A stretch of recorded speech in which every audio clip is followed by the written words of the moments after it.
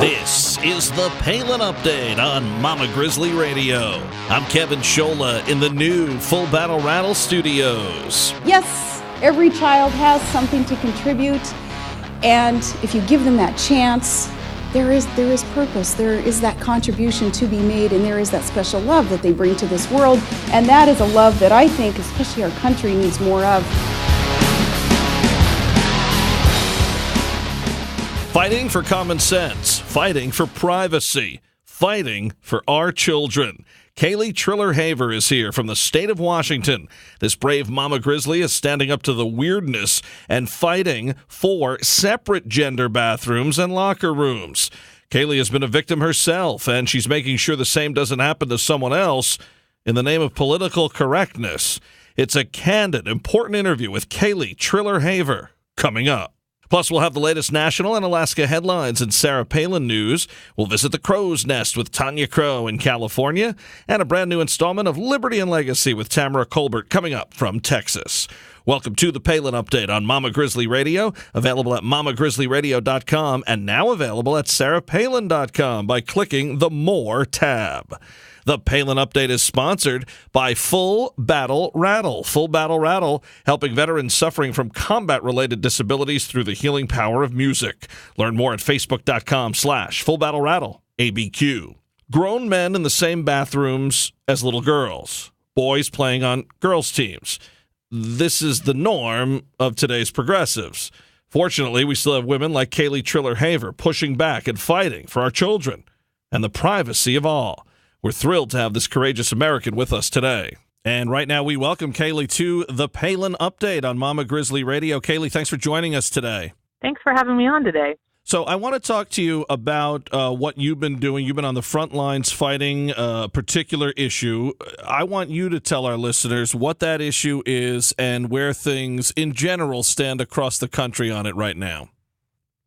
Of course. So I am actively involved in fighting gender identity legislation in its various forms throughout the country. It's definitely not something that I signed up for on career day.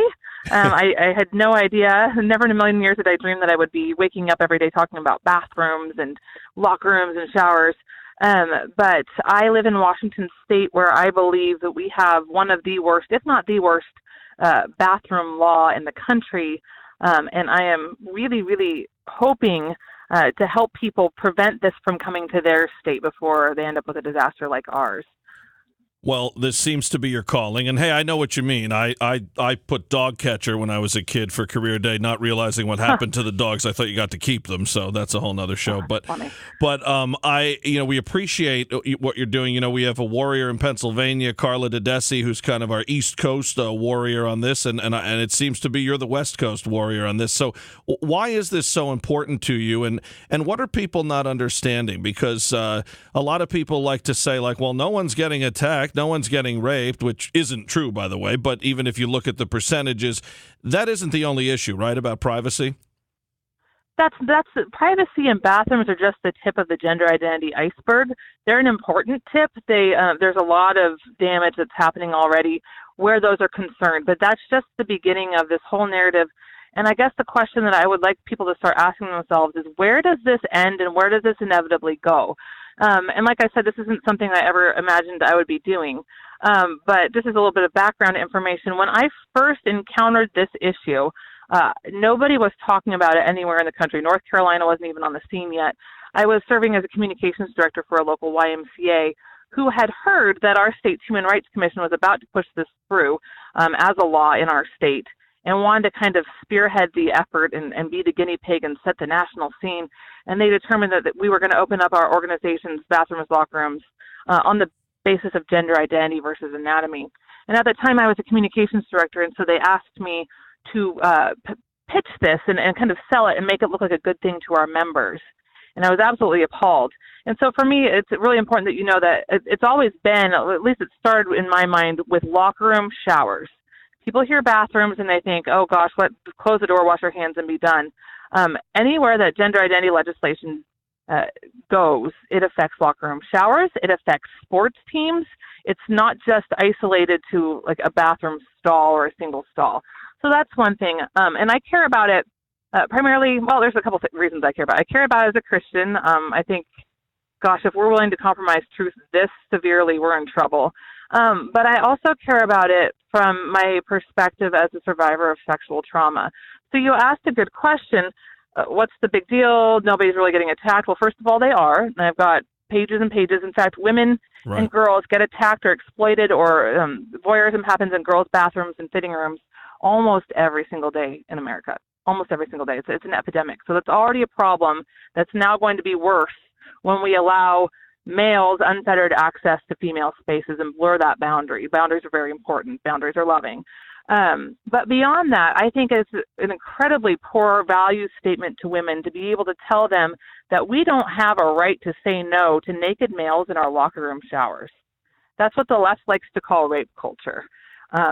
If I've been teaching my daughter that no means no, and as somebody who didn't have that choice about who got to see her when she showered when she was younger, the ability just to say no it belongs to our human dignity. This is absolutely ridiculous to me, that a grown male thinks that he has the right to come in and say, yeah, I get to shower here and there's nothing you can do about it. There's a big power differential in play there between males and females that has nothing to do with, I mean, even if his intentions are not to be sexually exploitive, a violation of injury or a violation of privacy is an injury in my mind. So I don't know if that answers that question to you, but. And it must be tough for you because the activists that you're fighting, I mean, there's a lot of apathy on this issue in this country, but those who are actually hardcore, wanting these, go in any bathroom you want to be out there. You just mentioned male, female, men, women. You said words like that. Problem is you're dealing with a lot of people who believe there's 61 choices, not 2 genders. Well, they believe that, but it's not true. Human beings are sexually dimorphic creatures. There's male or female, or in the case of intersex, there's mutation of one. But if you have a Y chromosome, you are a male. Right. That's the way it works. I mean, I don't know. Anybody who wants to dispute this can go try to milk a bull or get an egg from a rooster. It's not going to happen. Well, these same people, they milk almonds all the time, so they do believe in a lot of things. But, I want to tell you this, though, and that's a great point that you make as far as that. And, the hypocrisy gets me, too, because you just mentioned some real simple, clear-cut science there, too. And it seems the left and those who are for, these situations as far as bathrooms and locker rooms are concerned, they like to point to science a lot. It's their number one thing to talk about, but when you have one of the most simplest scientific answers out there, man, woman, and you're talking chromosomes, well, then they look the other way. So, one way it's okay, the other way it's not. Well, that's true, and it's absurd. They're the actual science deniers, and this is the actual war on women. When gender identity wins, women lose. Straight across the board.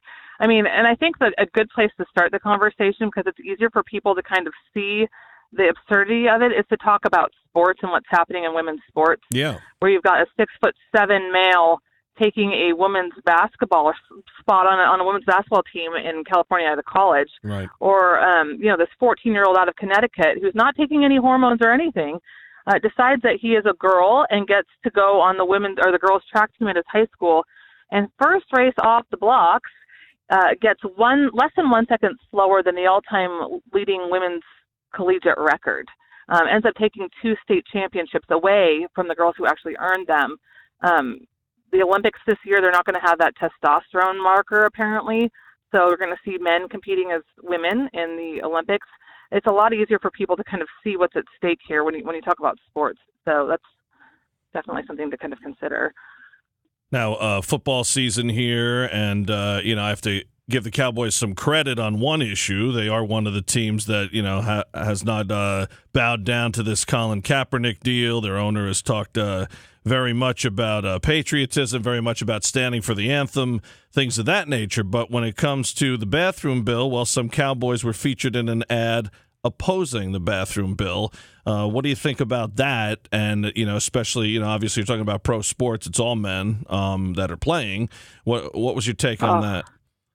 I actually can feel my blood pressure rising when I see things like that, and I have to kind of talk myself down. So I paid for my college education through a basketball scholarship that would not have been available to me if they had been open to men.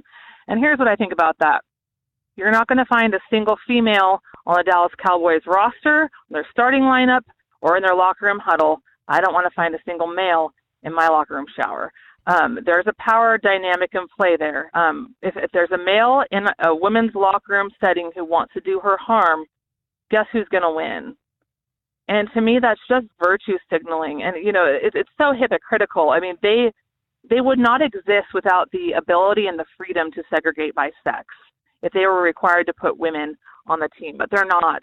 The only women you're going to see on the Dallas Cowboys field is going to be shaking pom-poms and, wearing a halter top. So, there is a power dynamic that everybody knows that they just don't seem to care about. They don't, I could keep going on that issue. That bothers me significantly. And I think, though, that if they were individually invited to actually kind of consider what's happening here, maybe they would be a little bit more hesitant to speak out on this. They just really haven't thought about it, in my opinion. Sports was the place to always go. Everybody was able to watch sports together as an escape. It's fun, and the way it's the politics. From Kaepernick to Mike Vick to this situation to everything else.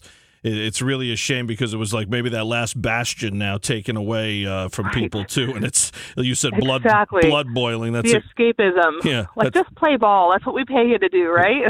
You're good at that. We have a family friend now, trying to make Oakland Raiders team, and it's so exciting. And then yet by the same night when you're rooting for him, you're seeing Marshawn Lynch sitting down and all this other nonsense. So. And that hurts me a little bit as a Seattleite because Beast Mode's my guy. But right, and that's Sarah Palin's team, and that's we rooted for you from afar as suffering Bears fans. Please pray for us. My daughter rooted very hard for the Seahawks in the Super Bowl appearances recently. So it really is tough. I'm waiting for a Bear to sit down for the anthem so I could stop watching this stuff, but I'm forced to watch it. They've been one of the more patriotic clubs. Let me ask you too about the Palins. Bristol Palin particularly has been very outspoken about privacy and about this. Sarah Palin as well has not shied away from it. A lot of people have shied away from it. Like I said, I think the apathy hurts too, because if you talk to someone one-on-one, they say, oh, of course I don't want a guy in the bathroom with my daughter, or in a locker room or whatever. But when it doesn't affect them personally, they just go about their day and still shop at Target or wherever else where these things are being perpetuated. Yeah, that's something I've encountered. So I led the statewide campaign here in Washington to try to repeal our bathroom rule 2 years in a row now, and trying to mobilize people and get them involved. And straight across the board, what I would see was that almost everybody would agree with us and nobody would say so. Right. And it was the most frustrating thing. I got story after story after story of girls being injured and harmed. A woman in Seattle was actually opposed to our position until she went into her gym in Seattle, walked in, first row of lockers, there's a fully nude male standing there. Yep. In her locker room, at the gym, at her lunch break. And she tried to coach herself through it and decided to go back to the back corner in the bathroom stalls because she felt better back there. And then she realized that every single other woman in the entire locker room had done the same thing. So here's this fully nude male, parading around with no regard for anybody else, monopolizing the space, while women are cowering in the back corner because they're afraid to say anything. And if I could leave your listeners with anything, speak up. My gosh, everybody agrees with you. It's like the emperor's new clothes. Somebody's got to say it. Yeah. And you don't have to be mean about it. There's no point. It's not okay to call people freaks or to be mean-spirited. But truth is truth, and it matters. And if you don't speak it now, it's gonna. What next? This should be easy. And not that this should be a prerequisite. It shouldn't. But the fact you have a daughter, I have a daughter, and then you see other people who have young girls and still just kind of look the other way. Like you said, you got to speak up, let them know it is okay to fight. How can people speak up? You want them to call their elected officials? Is there a website you could direct them to? What do you want people to do? Oh, gosh, there's so many things they can do. First of all, start those conversations in your inner circles. I had people say, I can't share that post on Facebook. Right. Wow, we've got a lot of work to do. If you can't do that, then that's where you start. Call your elected officials. It depends on where you're living. But for instance, I talked to a mom last night whose daughter is on a high school athletic team, and now there is a boy trying out for this team. And honestly, having done this for as long as I have now, until the girls stand up and say, we're not going to play, and I'm willing to go ahead and forfeit whatever opportunities I have because this is wrong, we teach people how to treat us, right? And schools more now increasingly are being bound by this. They're going to have lawsuits against them if they don't allow it. So it's going to be up to the individual citizens, wherever you are, when it starts to affect you, or even before then, talk to your school boards, make a scene, and don't accept it. You have to say, this is our job. I mean, these are our kids. I don't know if you saw the story out of California with a first grader getting sent to the principal's office for using the wrong pronouns. Yeah, Governor Palin ran that on her site this past week ago, and a child, right, told you're the right pronoun, actually. You're not a child, speaking correctly to your transgender classmate. My son's going into first grade. He's starting, and it's just my amazing. daughter's going to first grade. I'm thinking about, hey, this is my daughter's in fourth, so I remember when she was there and how she took her reading into first grade, and thinking about all that stuff. How's he going to do with this? He's going to like recess. I mean, imagine that's what you're thinking about instead. You have enough to say, in a positive way, but also in a nervous way. How's your child going to do? And then this craziness, it's unbelievable. But we appreciate that you're speaking up, and we will continue to do the same. And thank you for joining us, and I hope we could call on you again. Oh, of course. Anytime I can be helpful, or if this comes up, I'm pretty passionate about it, if you couldn't tell. So thanks for inviting me on today. All right, Kaeley. For more, please visit handsacrosstheaislewomen.com. That's handsacrosstheaislewomen.com, an eclectic group of women fighting for our kids and our privacy. Now it's time for Sarah Palin News, headlines, and more about Governor Palin. God bless our troops. Raiders rook Anthony Chaffee making a difference on and off the field. Prayers for Texas. The left goes unhinged, and you won't believe why this time. A happy and safe Labor Day weekend from Alaska. Big news from the White House. And Palin weighs in on the latest Democrat attacks. To read about all of these stories, visit the Mama Grizzly Radio Facebook page. To see any of the governor's posts in their entirety and to read her devotionals, visit Sarah Palin's Facebook page. Follow her on Twitter at Sarah Palin USA, and don't miss the new sarahpalin.com. Now let's head to the crow's nest. Here's Tanya Crow. Thanks, Kevin. So I just want to take a moment to give my thoughts and my prayers and all my love to those in Texas and Louisiana, just to let them know what an inspiration they have been to us as a nation, of what the fabric of this country is made of. So my daughter is going into second grade this year, and I live in California, as you know. And the teacher for this year brought in a progressive program to the classroom called a Tribes Program. And their little statement at the end is finding our way to the future. And it's so fascinating to see that the words that she used in our back to school night, where she's explaining to the parents what her goals and aspirations are for the class, are all about cooperation. Who doesn't want their child to learn cooperation? It's very important. But there's a very distinct difference between cooperation and cooperativeness and collectivism, and I don't know that this teacher quite knows the difference, and that the use of cooperation as a quality is slightly manipulated and used to facilitate collectivism. So I made sure at the end of this back to school night just to let her know that I'm very much into individualism, and sure that individualism is revered and honored and respected. But I just thought I would share with you the tribe norms. Number 1, attentive listening. Number 2, no put downs. Number 3, right to pass. And number 4, confidentiality. But I want to focus a little bit on these first 3. Attentive listening, paying close attention to one another's words and feelings, giving another caring respect and consideration. I do find it interesting that when it comes to the educational system, as it progresses greater and greater from elementary into middle school, into high school, into the college campuses, that this attentive listening becomes smaller and smaller of a capacity for those that attend. Number 2, no put downs.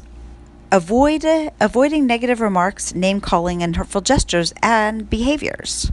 Well, isn't that interesting that the left, one of the first things that they use when it comes to a discourse with an opposing opinion or idea or view is name calling and put downs. Number 3, right to pass. Choosing when and to what extent you will participate in group activities. Recognizing that each person has the right to control himself, though within a group setting. So isn't that interesting that they're already, and being authoritative when it comes to choosing when and to what extent you will participate in the group, so that it's even emphasized whether you're participating or not. So even though they're saying, yes, you have the right to pass, but there's an emphasis on what you're doing in the collective, so that in the end, if as a collective they want to then put you down, like what they're doing with these, for instance, transgender pronouns. Now they're talking about a kindergartner that got ostracized and put down for using the wrong pronoun for a child that was a boy, and now is wanting and desiring to be called a girl. And in my own daughter's classroom, now that I'm seeing this program being instituted, which I have to keep a very close eye on, because these are where the seeds are planted, where collectivism becomes the desired norm. And that is a real problem for me. And we have to be our own advocates for our own kids, that's for sure. This is Tanya Crow with Mama Grizzly Radio. Tanya Crow on Mama Grizzly Radio. More from the Crow's Nest next week. Now, the Palin Update with Kevin Scholla presents Liberty and Legacy. Here's Tamara Colbert. Hurricane Harvey. Proof that America's best days are still ahead. Proof that the American grit and fortitude that built this nation, from the Mayflower landing here to putting a man in space, is alive and well. But what struck me this week in the aftermath of Harvey, this 500-year flood event, is the optimism, the can-do, independent attitude by Texans and our neighbors who came to help rescue us. I haven't been able to get enough of the personal stories, and I was so exhausted at the end of the week simply because I had stayed up way too late, almost addicted to the local news and the human interest stories of these heroic rescues, the neighborly compassion, and of course, President Trump and our gorgeous First Lady visiting twice in 1 week. But the mainstream media, they tried early on to discourage, trying to make this such a dour, negative situation, mentioning the victims and all the dramatic flair of negativity. But that still couldn't bring Texans down. Every person interviewed exemplified the best that is Texas and the American people. The looting was minimal and shut down immediately with a no-tolerance policy by police. The first responders, many who lost their own homes and personal stuff in the flood, kept on going, not stopping, because they wanted to save as many lives as possible. There were people, Breitbart reporter, in fact, wrote a glowing article on the duck hunters and fishermen turned rescuers who used personal boats to navigate the flooded parts of Houston and other areas, searching for survivors, saying that at a time like this, the value of such men cannot be exaggerated, especially as they find the cold and wet, then lift them into their boats and deliver them to safety. These guys, together under the banner of the Cajun Navy, continue to conduct rescues throughout the flooded area.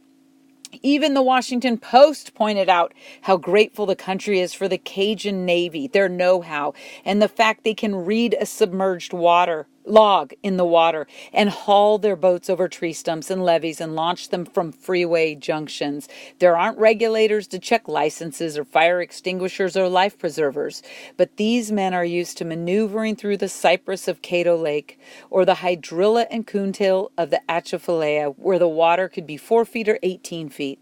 They've spent hours in monsoon rains and it doesn't bother them because they know ducks don't just show up on your plate. And they have learned what most of us haven't, and that dry comfort is not the only thing worth seeking. By the way, hunters and fishermen rescuers outnumbered government rescuers this week. The point is not to negatively reflect on government rescuers, but that it's a positive reflection on the burgeoning generosity and spirit of the American heart, particularly the heart of the American hunter and fisherman. Even a rescuer named Kenny said, "I met my country this weekend. Over the past 3 days, all colors, races, shapes, and I realized that the media doesn't have it right. We have a loving, amazing nation." The Houstonians that formed a human chain to rescue an elderly man, the nurses who stayed at the rest home with elderly patients until help arrived, the kid on a jet ski herding a dozen horses to safety, and on and on. We are witnessing Texas' finest hour, and that of what is truly what America is made of. For the record, politics is gone in Texas. Antifa, you're a joke, a big fat joke, done in Texas. Race, what's that? What happened in the flood is that Mother Nature evened the playing field. Because when you take away the stuff and the rhetoric and the trappings of all this social BS, take away the neighborhoods that you came from, what we're left with is our humility and our humanity. And the impressive acts of humanity that happened not just simultaneously, but organically across the flood-ravaged parts of Texas this week were heartwarming. News reporters from Austin posted on Facebook that said these people are using their own property, sacrificing their own time, spending their own money, risking their own lives for one reason: to help total strangers in desperate need. Most of them by themselves, redneck duck hunters, bass fishermen, veterans, probably gun owners, and probably Trump voters, and no one cared. The people the left loves to hate, the ones that Maddow mocks, these are the quiet ones. They don't wear masks or tear down statues. They don't march or demonstrate, and probably have never stepped into a Whole Foods market. But they'll spend days wading in cold, dirty water, dodging gators and water moccasins and fire ants, eating the meager rations available to them, sleeping wherever they can in dirty, damp clothes. What's their reward? The tears, hugs, and smiles from terrified people they help. Heroes always find a way to rise, and just like the floodwaters, the heroes rose and outnumbered what could have been a human tragedy. This week, Texas said, "Come on, Harvey, that's all you got? Bring it!" We don't need the government because we have each other, and that's how Texans like it. When you hear news reporters saying it's going to take years to recover, I have news for all of you. Those news reporters, they're not talking to Texans to get that information, because in Texas, we're all making bets on how fast our comeback is going to happen. After all, we're Texans and we're Americans, and that is a combination that even Mother Nature can't mess with. Thank you all for supporting Texas in our cleanup and rebuilding efforts. Tweet me anytime at Tamara Colbert, hashtag Mama Grizz Radio. God bless Texas. Thank you, Governor Abbott, Lieutenant Governor Patrick, President Trump, and Vice President Pence. I'm Tamara Colbert for Mama Grizzly Radio. Have a blessed, blessed week. Tamara Colbert in Texas. Tune in for more Liberty and Legacy next week. And to learn about Convention of States, head to conventionofstates.com. The Palin Update, including Liberty and Legacy, and The Crow's Nest, is on demand and available for download. So just head to mamagrizzlyradio.com, pick the show you want to hear, and you can listen anywhere, anytime. Well, that'll just about do it for this edition of The Palin Update on Mama Grizzly Radio. Visit mamagrizzlyradio.com for continuing coverage of Governor Palin. Also available at sarahpalin.com by clicking the More tab. Like Mama Grizzly Radio on Facebook and follow along on Twitter at Mama Grizz Radio, at Kevin Scholla, at Tamara Colbert, at Tanya Yoga 13, and at FBR ABQ. And I'm doing some writing for Breitbart News. Go to breitbart.com/columnists/Kevin-Scholla. I'm also contributing to sarahpalin.com. Please check out my latest piece this week. Visit sarahpalin.com/author/Kevin-Scholla. Honored to be working on Governor Palin's new site. I want to thank Tamara Colbert, Tanya Crow, and everyone here at Mama Grizzly Radio. Thanks to Kaeley Triller Haver, and thank you for listening today. A special thanks to our sponsor, Full Battle Rattle. Visit facebook.com/Full Battle Rattle ABQ. The Palin Update is produced by Lena Anderson, the Andy L. Kramer, and Lori Ann Lewis. Please be sure to join us again next time for another edition of the Palin Update right here on Mama Grizzly Radio.